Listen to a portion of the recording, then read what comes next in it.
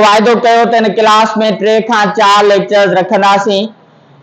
मां उन्हनि सभिनी दोस्तनि खे गुज़ारिश कंदुसि जेके पंहिंजे कैरियर जे हवाले सां कंहिं डिसाइसिव मरहले में आहिनि और they want to choose their career effectively and wisely. उन खां पहिरीं जो पाण कैरियर जे हवाले सां का ॻाल्हि ॿोल कयूं, इहो लाज़मी आहे त असांखे इहा ख़बर हुजणु घुरिजे त हिन सदीअ में हिन दौर जूं जेके तक़ाज़ाऊं आहिनि उहे आहिनि कहिड़ियूं। असां वटि अक्सर ॾिठो ईअं थो वञे त असांजा जेके ट्रेडिशनल कंसेप्ट्स आहिनि, ट्रेडिशनल जो मतिलबु इहो आहे त उहे रिवायत पसंदाणा ऐं क़दामत पसंदाणा जेके रवैया आहिनि उहे असां फॉलो करण जा आदी आहियूं ऐं घणे भाङे असां इहो महसूसु कंदा आहियूं त जेके शयूं असां सिखूं था उहे असांजे मुआशरे जे लाइ क़ाबिल क़बूल कोन्हनि के, या जिन शयुनि जे बुनियाद ते, जिन स्किल्स जे बुनियाद ते ही जेके हेतिरा तरक्की याफ़्ता मुल्क तरक्की करे अलाए किथे वञी पहुता आहिनि, उन में असां ॼण त बिल्कुलु हिकु अबिस्मल पोज़ीशन ते उन जे तरे में बीठा हुजूं। त इन जे करे अॼु जे टॉपिक ते पाण ॻाल्हि ॿोल कंदासीं। My talk will be of 20 minutes. मां 20 मिंट ॻाल्हि रखंदुसि ऐं पोइ तव्हांजा जेके सुवाल हूंदा, your questions and concerns, they will be given the time. असांजो कैरियर एजुकेशन जो जेको पहिरियों असांजो लेक्चर आहे उन जो उनवान आहे 21st सेंचुरी स्किल्स। त 21वीं सदीअ में कहिड़ियूं महारतूं आहिनि जेके तव्हांखे खपनि। अॻु में before this we have already discussed in the class. तव्हांखे यादि हूंदो त पाण जॾहिं हिन क्लास जो इंट्रोडक्टरी पीरियड कयल आयो त उन में पाण इहा ॻाल्हि कई हुई त education is a triangular process. हिकिड़ो ट्रिप हूंदो या ट्रिप पासाऊं हिकिड़ो अमल आहे जंहिंमें हिकिड़े पासे नॉलेज तव्हांजी उहा बहितर थींदी आहे, ॿिए पासे तव्हांजूं स्किल्स बहितर थींदियूं आहिनि ऐं टे पासे तव्हांजा बिहेवियर्स या तव्हांजा समाज ॾांहुं या पूरी जेको इल्म आहे, पूरी दुनिया आहे, तव्हांजे ज़िंदगीअ ॾांहुं जेके लाड़ा ऐं रवैया आहिनि उहे बहितर थींदा आहिनि। And this must be remembered not only by you but everyone else who thinks about education। त जॾहिं असां एजुकेशन जी ॻाल्हि था कयूं त हिननि मां जेकॾहिं को बि हिकिड़ी साइड वीक हूंदी त असां पंहिंजे पाण खे एजुकेटेड तसवुर कोन करे सघंदासीं। Do you know this? त जेकॾहिं असां नॉलेज सां भरियल हुजूं, we have plenty of knowledge, we have degrees in the knowledge, we are very much knowledgeable, पर असां वटि उन नॉलेज खे इस्तेमाल करण जूं स्किल्स कोन्हनि के, त पोइ छा असांजो एजुकेशन मुकमल थियो? If we cannot utilize what we have learnt in our real life experiences, if we cannot solve the problems of the society, तव्हां ॾिसो था त हर साल असां वटि यूनिवर्सिटीज़ मां हज़ारनि जे तादाद में नौजवान निकिरनि था। उन्हनि नौजवाननि जो को बि ॾोह कोन्हे को, ॾोह हिन पूरे सिस्टम जो आहे, पूरे निज़ाम जो आहे, उस्तादनि जो आहे, यूनिवर्सिटीज़ जो आहे। ही जेके पुराण पसंदाणा जेके असां निसाब पढ़ूं था, मवाद पढ़ूं था, उन जो मजमूई तौर ते ॾोह आहे। पर उन सां गॾोगॾु नौजवान ते एतिरी ज़िमेदारी ताइद थिए थी त हू पंहिंजे खोटुनि ऐं खामियुनि खे क़बूल करे उन्हनि खे बहितर करण जी कोशिशि त करे न। बाबा जेकॾहिं तव्हांखे स्कूल में या कॉलेज में का शइ कोन पढ़ाई वई आहे, सम्झाई वई आहे, यूनिवर्सिटी में न पढ़ाई वई त तव्हां बि कोन सिखंदव। Dear don't talk please. Those who want to talk and discuss something, they are allowed to go outside। ॿाहिर वञी पुट कचहरियूं कयो, कोई इशू कोन्हे को, आई विल नॉट माइंड। तंहिंजे करे जेकॾहिं तव्हां वटि नॉलेज आहे पर तव्हां वटि स्किल्स कोन्हनि के त पोइ तव्हांजो एजुकेशन कंप्लीट कोन थींदो। पर फर्ज़ कयो तव्हां वटि फ़क़ति स्किल्स आहिनि, न तव्हां नॉलेज आहे, न तव्हां वटि बिहेवियर आहे, त पोइ छा तव्हां एजुकेटेड सॾाए सघंदव? स्किल्स में त असां वटि खोड़ हुनरमंद पेशावर माण्हू आहिनि जेके तमामु वॾा स्किल्ड आहिनि। गाॾियुनि जा मैकेनिक ॾिसो, गाॾीअ जो पुर्ज़ो खोले अलॻि करे वरी उन्हनि खे जोड़नि था। इलेक्ट्रीशियंस ॾिसो त ही जेके 50-50, 60-60 मंज़िला इमारतुनि जी जेका इलेक्ट्रिसिटी आहे उन जा कनेक्शंस ठाहिनि था, जोड़नि था, उनखे मैनेज कनि था। इलेक्ट्रॉनिक्स जा माहिर ॾिसो, ही जेके टीवियूं ऐं मोबाइल फोन, हे मुख़्तलिफ़ शयूं ठाहिनि था, त स्किल्ड माण्हू आहिनि। पर पोइ असां हिननि खे एजुकेटेड इन करे कोन था चऊं छो त हिन वटि डिग्री कोन्हे का। because they don't have any certificate that they can show to the world that this is the skill set that I possess and I have appeared and who can इम्तिहान में बज़ाहिर कोन था वेहनि। टी जेका most important ॻाल्हि आहे उहा बिहेवियर छा आहे। तव्हां नॉलेजेबल बि हुजो, तव्हां स्किल्ड बि हुजो, तव्हां डिग्री बि हुजे, तव्हां पंहिंजे पाण में ज़बरदस्त क़िस्म जा स्किल्ड माण्हू बि आहियो, तव्हां जेको पढ़ियो आहे तव्हांखे अचे थो, पर तव्हांजा जेके बिहेवियर्स आहिनि, जेको तव्हांजो रवैयो आहे, उहो इंसान दोस्त कोन्हे, उहो समाज दोस्त कोन्हे, उहो माहौल दोस्त कोन्हे को, उहो माण्हुनि खे फुरण ऐं लुटण में यकीन थो रखे। तव्हां डॉक्टर इन जे करे था थियो त तव्हां 500 जी हर रोज़ 500 रुपया फीस वठी 600 मरीज़ ॾिसंदव ऐं उन में तव्हां हिकिड़े ॾींहं में लखियां रुपया कमाईंदव फ़क़ति इन जे करे डॉक्टर था थियो। तव्हां इंजीनियर इन करे था थियो त तव्हां सरकारी नौकरी वठी जेके स्कीमूं ईंदियूं उन्हनि में घपला हणी हिकिड़े महीने जे अंदरि कार ॿिए जे अंदरि बंगलो वठंदव ऐं माण्हुनि सां तव्हां पंहिंजा सोशल ऐं पॉलिटिकल नाता ठाहींदव, त पोइ छा इहो रवैयो आहे? या तव्हां उस्ताद इन जे करे थियो त असां घर वेठे पघारूं खणूं, ईंदासीं पंहिंजो क्लास वठी माठ करे चुप करे वेही रहंदासीं या क्लास कोन वठंदासीं, हाज़िरी हणी वेठा हूंदासीं, चांहियूं पी अख़बारूं पढ़ी हलिया वेंदासीं, त पोइ छा is that educated behaviour? Behaviour जो मतिलबु इहो आहे त तव्हां पंहिंजे राइट्स खां आगाह हुजो, पर हुन सां गॾोगॾु तव्हां पंहिंजे रिस्पॉन्सिबिलिटीज़ खे बि भरपूर तरीक़े सां अदा कयो। जेके तव्हांजा रिक्वायर्ड बिहेवियर्स आहिनि उहे आहिनि त तव्हांजी जेका रिक्वायर्ड रिस्पॉन्सिबिलिटी आहे तव्हां पंहिंजी अदा कयो। जेकॾहिं उहा न कंदव त पोइ तव्हांजो ही जेको एजुकेशन वारो पासो आहे किथे न किथे खुटी पवंदो। This is very much pertinent therefore that we should discuss in the class that we don't only need the knowledge, we don't only need the degree, but we also need at the same time we need the skills that are fostered and that are shaped in such a way that they can solve the modern day and 21st century problems. तव्हांजे अॼु जे दौर जा ज़बरदस्त क़िस्म जा जेके मसइला आहिनि उहे छा असां 1960-65 वारा किताब पढ़ी हल करे सघूं था? नथा करे सघूं न पुट। We need different approach, we need something change. असां 2000 खां पोइ सॼी दुनिया खे तब्दील थींदे ॾिठो आहे। उहे शयूं जेके 1930 खां वठी 1900 बल्कि 2000 ताईं लागू रहियूं उहे अचानक हिकु घड़ीअ में उॾामी दुफ थी वियूं ऐं पोइ अचानक इंफॉर्मेशन जो एॾो वॾो बार असांजे दिमाग़नि ते अचे पहुतो जो हाणे असां परेशान आहियूं त कहिड़ी इंफॉर्मेशन खे यादि रखूं, कहिड़ी खे विसारियूं, कहिड़ी ज़रूरी आहे, कहिड़ी गैर ज़रूरी आहे। We have a variety of choice, in choice जे विच में असां वेगाणा लॻा वेठा आहियूं। वेगाणा मतिलबु चौफेर इंफॉर्मेशन जो समुंड आहे, पर विच में असांखे का ख़बर कान्हे का त असां कहिड़े पासे जा आहियूं। So that is very basic reason। तंहिंजे करे इहो ज़रूरी आहे त असांखे पहिरें क्लास में ही तायुन कयूं त जेको 21st सेंचुरी स्किल्स आहिनि उहे कहिड़ियूं कहिड़ियूं आहिनि। 21st सेंचुरी स्किल्स में सभ खां पहिरीं पुट अचे थो 4 C's। छा? 4 C's। C capital letter, 4 C's माना 4 C सां शुरू थियण वारियूं स्किल्स। उहे कहिड़ियूं आहिनि? सभ खां पहिरीं आहे क्रिटिकल थिंकिंग, तनक़ीदी सोच, तनक़ीदी शऊर। तनक़ीदी सोच ऐं तनक़ीदी शऊर जो जेको बुनियाद आहे उहो तव्हांजे दिमाग़ में पलजंदड़ सवालनि ते आहे। असांजे समाज में रिवायत इहा रही आहे त सवाल पुछण खे ग़लति तसवर कयो वेंदो आहे, सवाल खे बेअदबी तसवर कयो वेंदो आहे, सवाल खे कॾहिं कॾहिं त ईमान जे दायरे खां बि ख़ारिज करण जे लाइ हिकिड़ो मामिलो सम्झो वेंदो आहे त जेकॾहिं तव्हां सवाल कंदव त तव्हां पोइ पंहिंजे कम्युनिटी मां, पंहिंजे इख़लाक़ मां, पंहिंजे अदब मां, कॾहिं कॾहिं त अक़ीदे मां ख़ारिज थी वेंदव। पर सची ॻाल्हि आहे त critical thinking begins with the difference. तव्हां जॾहिं कंहिं सां डिफर कंदव त तव्हां तनक़ीद जे बारे में सोचे सघंदव न।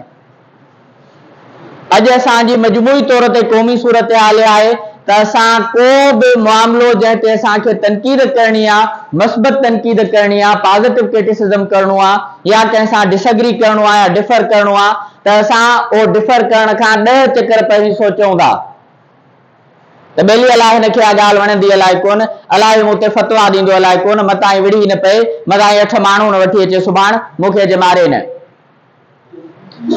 इन जे करे पर छा इहा क्रिटिकल थिंकिंग पंहिंजो पाण ईंदी? न पुट, क्रिटिकल थिंकिंग तव्हांजे दिमाग में पंहिंजो पाण कोन ईंदी। उन जे लाइ तव्हांखे मुख़्तलिफ़ माण्हुनि जा नुक़्ते नज़र, मुख़्तलिफ़ माण्हुनि जा राया, नज़रिया, अक़ीदा, लहजा ऐं उन्हनि जो जेको रवैयो आहे, रस्म रिवाज, तारीख़, फ़िक्र, फ़लसफ़ो तव्हांखे पढ़णो पवंदो।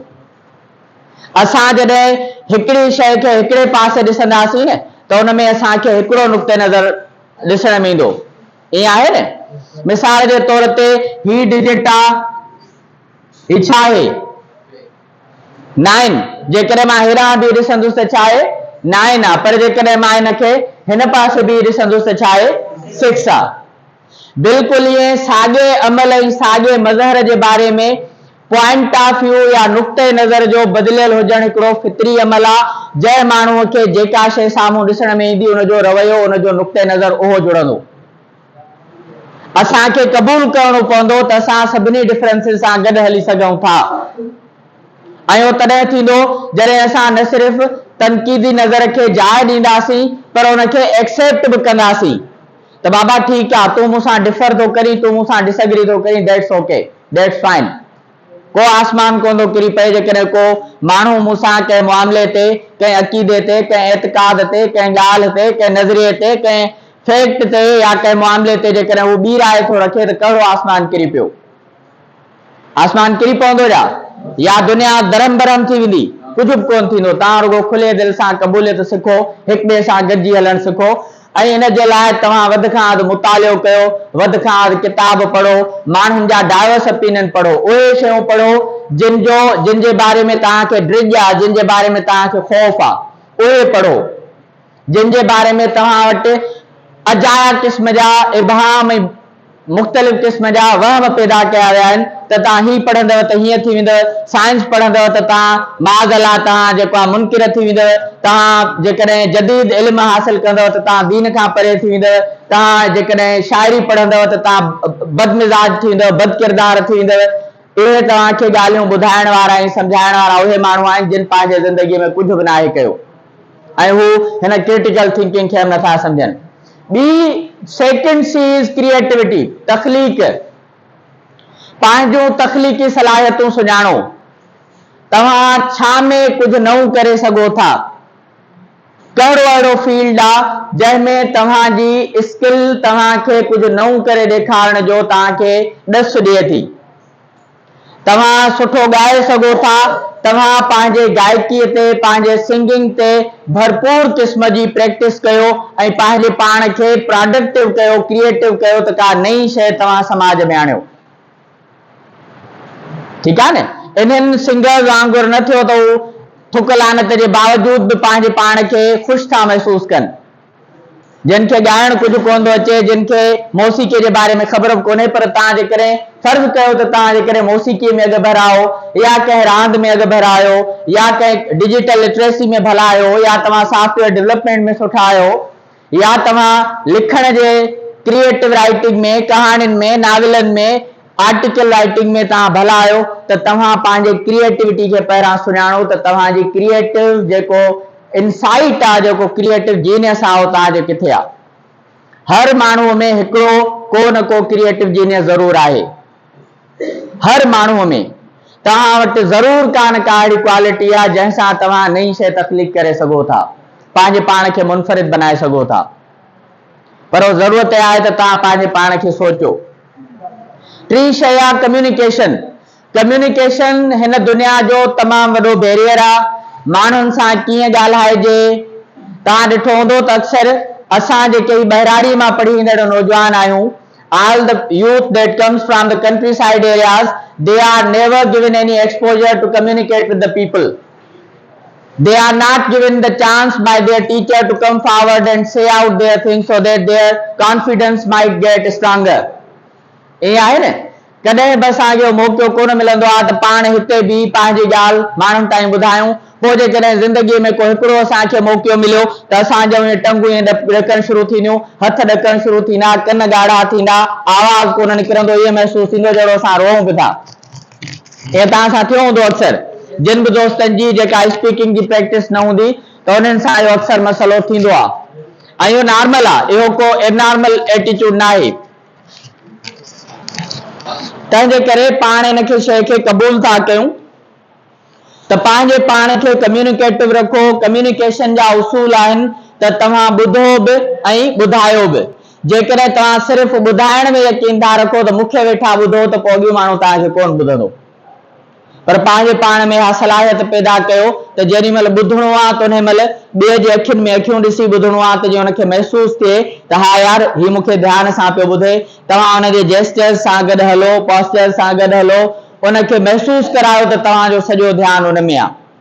जेकॾहिं ॿियो माण्हू ॻाल्हाए पियो ऐं तव्हां पोइ ते कचहरी पिया कंदव जीअं दोस्त कनि पिया पोइ ते, माना इहे ॿिए सूरत में ॿिए माण्हूअ खे इंसल्ट पिया फील कराइनि त तूं जेको ॻाल्हाई पियो बकवास पियो करी। माना तव्हां सां को माण्हू ॻाल्हाए ॿुधो, तव्हां मोबाइल में लॻा पिया आहियो, टिक टिक टिक लॻी पई आहे, गेम लॻी पई आहे, इन जो मतिलबु इहो आहे त जेको ॿियो माण्हू आहे उहो इनडायरेक्टली तव्हां वटां इहो पैगाम पियो खणे त बाबा मां बकवास पियो कयां, ही पंहिंजे कम में मसरूफ़ लॻो पियो आहे। ऐं जॾहिं तव्हां ॻाल्हायो त पंहिंजी ॻाल्हि खे चिटनि लफ़्ज़नि में खोले वाज़े तरीक़े सां रखो। हिकिड़े लफ़्ज़ जो जवाब न ॾियो, न हिकिड़े लफ़्ज़ में सुवाल कयो। सुवाल बि लफ़्ज़नि खे सोचे सम्झे कयो ऐं जॾहिं हुनजो जवाब ॾियो त उहो बि भले सोचे सम्झे लफ़्ज़नि जे सही इस्तेमाल खे, सही कारज खे ज़हन में रखो। ऐं यादि रखो जेतर तव्हां बहितर पढ़ंदव न, जेतर तव्हां मुतालियो न कंदव, जेसी तव्हां सुठनि किताबनि सां, मुख़्तलिफ़ ॿोलियुनि जे सुठनि किताबनि सां वापे में न ईंदव, तेतर तव्हांजी कम्युनिकेटिव स्किल बहितर कोन थींदी। छो त दुनिया जा बहितरीन लफ़्ज़ ऐं दुनिया जा बहितरीन इज़हार दुनिया जे बहितरीन किताबनि में आहिनि। तव्हांखे भलो लॉजिक रखण बेकनि खां सम्झ में ईंदो। तव्हांखे सादी सादी ॻाल्हि में मज़ाक जी ॻाल्हि रखण अमर जलील खां सिखणो पवंदो। तव्हांखे इंतहाई गहरे क़िस्म जो पैगाम नंढड़नि लफ़्ज़नि में ॿुधाइण जे लाइ तव्हांखे मुख़्तलिफ़ फ़लसफ़ी फ़िक्र आमेज़ जेके तहरीरूं आहिनि, तकरीरूं आहिनि माण्हुनि जूं, उहे ॾिसणियूं ॿुधणियूं पवंदियूं त जीअं तव्हांजो दिमाग़ खुले, तव्हां वटि कम्युनिकेशन जी स्किल जेका ब्रॉड थिए। जेकॾहिं ईअं न कंदव त पोइ असां पंहिंजे पाण में ई चवंदा आहियूं न बाबा साईं सुवाल आहे पर मूं वटि लफ़्ज़ कोन था अचनि जो मां किथां। लफ़्ज़ तव्हांजे दिमाग़ में ऑलरेडी मौजूदु आहिनि, तव्हां उनखे कॾहिं इस्तेमालु कोन कयो आहे। छो त तव्हांजे दिमाग़ जे कॾहिं हो जेको फंक्शनल पार्ट आहे उन में कोन आया आहिनि। चौथी शइ आहे कोलेबोरेशन, 4 C's। पहिरीं सी छा हुई? Critical thinking. ॿियो छा हो? क्रिएटिविटी। टियों communication and fourth is collaboration. ही दौर इंडिविजुअलिज्म जो दौर न आहे, ही दौर कोलेबोरेशन जो दौर आहे, गॾियल तौर ते मामला हलाइण जो दौर आहे। को बि माण्हू इन दौर में हा क्लेम कोन थो करे सघे त ही पखो या ही बल्ब या ही स्पीकर या ही पखो या ही वॉच या ही माइक्रोफोन या ही मोबाइल फोन मूं अकेले ईजाद कयो आहे। को माण्हू करे सघे थो? हिन मोबाइल फोन जे ठहण में अलाए केतिरनि इलेक्ट्रॉनिक्स जे इंजीनियरनि जो कमु हूंदो। हिन मोबाइल फोन जे ठहण में अलाए केतिरनि मैकेनिकल इंजीनियर्स जो कमु हूंदो। हिन जे पोयां जेका उहे सभु थियरीज़ ऐं नज़रिया जिन जेके बरकी मिकानी लहरूं जेके आहिनि, जंहिंखे इलेक्ट्रोमैग्नेटिक वेव्स था चऊं, उन्हनि जो पूरो कमाल आहे। नेटवर्क इंजीनियर्स जो कमाल आहे। इंटरनेट जेके इंजीनियर्स आहिनि, डिज़ाइनर्स आहिनि, डेवलपर्स आहिनि, उन्हनि जो कमाल आहे। हिकिड़े माण्हू जो कमु आयो जो माण्हू करे त बाबा मां अकेले जो कमु करे ॾेखारियो आहे। तंहिंजे करे हर मामले में कोलेबोरेशन ऐं गॾिजी तौर ते कमु करण जी जेका सलाहियत आहे उन में पाण खे तमामु घणो भर थियणो पवंदो। ही आहिनि 4 स्किल्स। उन खां पोइ आहे DL and ICT। DL means digital learning. छा आहे पुट? Digital learning and ICT। इन में डिजिटल लर्निंग एंड ICT में उहे सभु सॉफ्ट स्किल्स आहिनि। कहिड़ियूं? Soft skills. सॉफ्ट स्किल्स मतिलबु उहे स्किल्स जेके तव्हां इंटरनेट ते वेही तव्हां पंहिंजे सलाहियतुनि में इज़ाफ़ो करण जे लाइ इस्तेमालु करे सघो था, जेके तव्हांजे दिमाग़ खे इनरिच ऐं प्रोडक्टिव करे सघनि थियूं। कंप्यूटर प्रोग्रामिंग खां वेंदे मोबाइल एप्लीकेशंस डेवलपमेंट ताईं, आर्टिफिशियल इंटेलिजेंस मैकेनिज्म ऐं कोडिंग खां वेंदे जेके तव्हांजूं लैंग्वेज सॉफ्टवेयर्स आहिनि उन्हनि ताईं, ऐं डेटा एनालिसिस ताईं, डेटा रिप्रोडक्शन ताईं, डेटा जेको आहे पंहिंजी मैन्योरिंग ताईं, जेके बि सभु मामला आहिनि सभु जा सभु सॉफ्ट स्किल्स आहिनि। 21वीं सदीअ में मुमकिन आहे त असांखे डॉक्टर्स जी इंजीनियर्स जी ज़रूरत न पवे, पर छो त डॉक्टर ऐं इंजीनियर जो कमु असां रोबोट कंदा, पर उन्हनि रोबोट्स के ठाहिण जे लाइ जेके डिजाइनर्स ऐं डेवलपर्स जेके उन्हनि खां नए नए क़िस्म जो क्रिएटिव कमु वठनि उहो वरी बि इंसान खे करणो आहे। तव्हां पंहिंजे सलाहियतुनि खे उन पासे स्विच कयो। Use your potential capacities and capabilities towards the side which is welcomed by 21st century. पंहिंजे पाण खे 21वीं सदीअ जे डस्टबिन में न उछलरायो। उहे सभु आदतूं ऐं ॻाल्हियूं छॾियो जेके असांखे पोइते थियूं रखनि। उन्हनि शयुनि खे चंबड़ो जेके 21वीं सदीअ में क़ाबिल क़बूल थींदियूं। अजाए क़िस्म जा जेके समाज में बहस आहिनि तो मेडिकल अड़े मेडिकल छॾ तो कॉमर्स केर कंदो, उहो जेको रवैयो आहे उहो न को माण्हू पाण क़बूल करे सघंदो न ई कंहिं ॿिए खे आमादा करे सघंदो त उहो उनखे क़बूल करे ऐं नतीजे में माण्हू हिकिड़ी क्राइसिस में हलियो वेंदो जंहिंखे असां एग्ज़िस्टेंशियल क्राइसिस चवंदा आहियूं। तंहिंजे करे DL ऐं ICT में तव्हां मुफ़्त में कोर्सेस करे सघो था। हज़ारे क़िस्म जूं वेबसाइट्स आहिनि जेके तव्हांखे मुफ़्त में कोर्सेस कराइनि थियूं।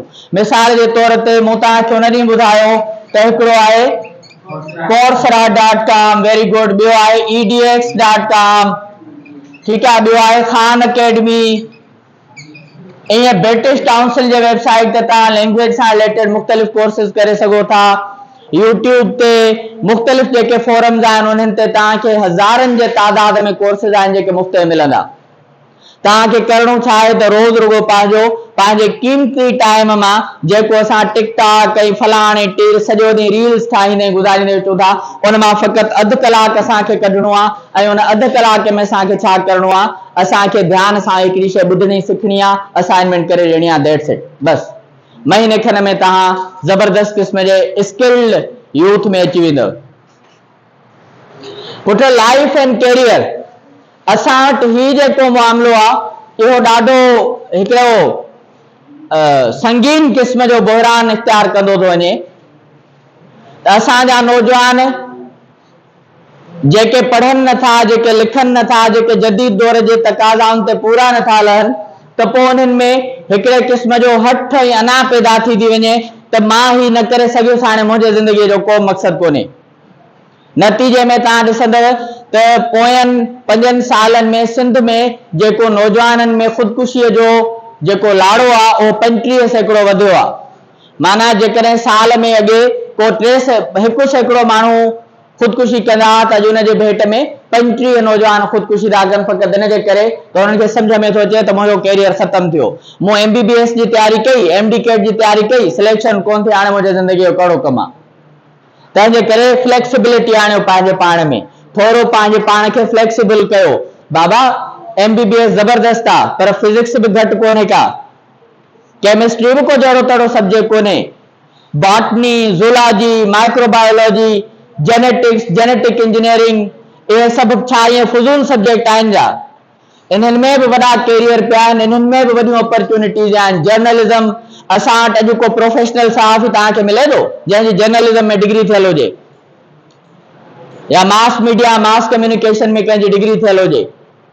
ईअं तव्हांजो ला आहे, ईअं तव्हांजी एकेडमिक साइड आहे त हज़ारे क़िस्म जा फील्ड आहिनि। तव्हां पंहिंजे पाण में थोरी लचक पैदा कयो, ऑप्शन 2 ऑप्शन 3 पंहिंजे ज़िंदगीअ में रखो त बेली ही न त ही बि भला मां पंहिंजूं सलाहियतूं हिते इस्तेमालु कंदुसि ऐं भरपूर तरीक़े सां इस्तेमालु कंदुसि। Do you get it? त हिकिड़ी शइ ते अटकी सख़्त थी ऐं लोह थी न आहे बीहणो, लोह थींदो माण्हू छा थींदो, टुटी पवंदो, स्टील थींदो माण्हू उन में वाइब्रेशन हूंदी, वो काफ़ी धक बर्दाश्त करे सघंदो। इनिशिएटिव ऐं सेल्फ ट्रस्ट में यकीन रखो, डिॼो न। जेकॾहिं तव्हां वटि को आइडिया आहे, तव्हां वटि को कमु करण जी सलाहियत आहे त उनखे लिकाए न रखो, उनखे जेतिरो लिकाईंदव एतिरो तव्हां पंहिंजे पाण खे परेशान कंदव। तंहिंजे करे what you need to do is to display it, initiative कयो, माण्हुनि जे साम्हूं आणियो त भले तव्हां ते बेरहम क़िस्म जी तनक़ीद थिए, तनक़ीद तव्हां ते थींदी त तव्हां ॾिठो हूंदो त गुल बि उन टारीअ में थींदो आहे जंहिंमें कंडा हूंदा। छा कंडनि खां सवाइ गुल जो वजूद थी सघे थो? It is impossible. तंहिंजे करे असां गुलाब जे गुल जो मिसाल था वठूं त उहो उते थींदो जिते कंडा हूंदा। तंहिंजे करे पहिरां तव्हांखे कंडा बर्दाश्त करणा पवंदा, पोइ तव्हां ज़िंदगीअ जे गुलाब ताईं पहुचंदव। अच्छा, अडेप्टेबिलिटी धारियो, पंहिंजे पाण खे हालतुनि जे हिसाब सां तब्दील कयो। जेके शयूं तव्हां नंढपिण में सिखियूं उहे तव्हां सिखियूं उन दौर में, हिन दौर में थी सघे थो उन्हनि जा उसूल, उन्हनि जा प्रिंसिपल, उन्हनि जा क़ाइदा कानून मटिजी विया हुजनि। तंहिंजे करे कंहिं ॻाल्हि ते डोह हणी न बीह रहो हिकिड़ी जॻह ते त बाबा मूं इहो सिखियो आहे, इहो ई आहे, इन खां वधीक मां का शइ कोन सिखी सघंदुसि, ॿुधाईंदुसि। ठीकु आहे। उन खां पोइ पुटु आहे civic ethical and global awareness. Civics जो सेंस, हिकिड़ी ॻाल्हि मुंहिंजी यादि करे ॿुधो, असां वटि जेका सभिनी खां वधीक खोट आहे सिविक सेंस जी आहे। सिविक सेंस माना शहरनि में रहिजे त कहिड़ी ज़िमेदारीअ सां रहिजे। नंढड़ियूं नंढड़ियूं ॻाल्हियूं तव्हां यादि कंदव न, असेंबलीअ में जेॾी महिल तव्हां बीहंदव त उन वक़्तु अचण जे महिल हिक ॿिए खे धिकाजे त न ॾिबा त ख़बर कान पवंदी त हीउ माण्हू असांजो आहे को ॿिए ज़मीन तां आयो आहे। जेसि ताईं तव्हां ग़लति जॻह ते, ॿुधायल जॻह खां ग़लति जॻह ते मोटरसाइकिल पार्क न कंदव तेसि ताईं कीअं ख़बर पए त हीउ माण्हू असांजे कॉलेज जो आहे, असांजे इलाइक़े जो माण्हू आहे। मोटरसाइकिलूं बीठियूं हूंदियूं हिकिड़ी लाइन में, हिकिड़ो हमराह ईंदो पोयां सिधी करे मोटरसाइकिल बीहारे हलियो ईंदो।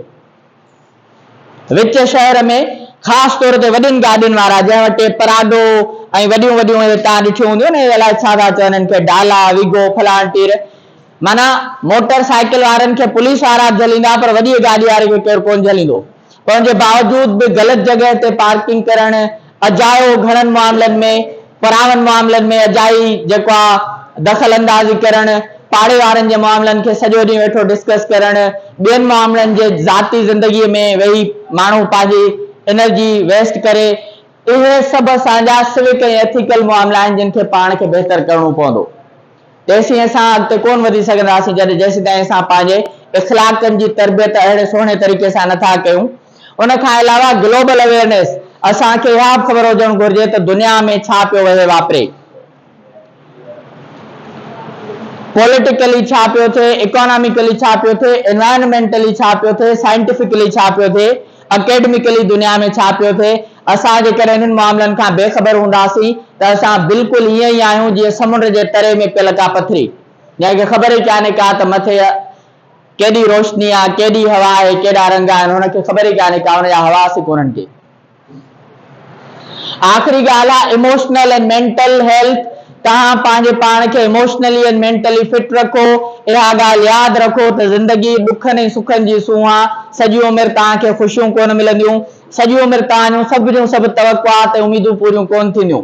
जॾहिं उमीदूं पूरियूं थियनि त उनखे वॾे मान ऐं शान सां सेलिब्रेट कयो, पर जेकॾहिं पूरियूं न थियनि त पोइ पंहिंजे पाण खे मारणु, पाण खे नुक़सान ॾियणु, ॿिए सां कंहिं क़िस्म जो बुग़्ज़ पैदा करणु, हसद रखणु दिलि में, इन्हनि ॻाल्हियुनि खे छॾे ॾियो। जेकॾहिं तव्हां ईअं रखंदव त पोइ तव्हां कॾहिं कामयाबु कोन थींदव। So this is 21st century skills. Thank you dear. Shan, start.